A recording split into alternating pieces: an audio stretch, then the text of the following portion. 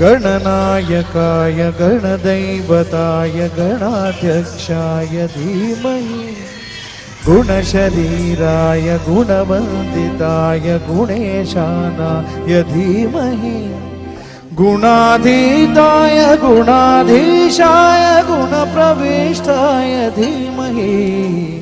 एकदन्ताय वक्रतुण्डाय गौरीतनयाय धीमहि गजेशानाय भालचन्द्राय श्रीगणेशाय धीमहि एकदन्ताय वक्रतुण्डाय गौरीतनयाय धीमहि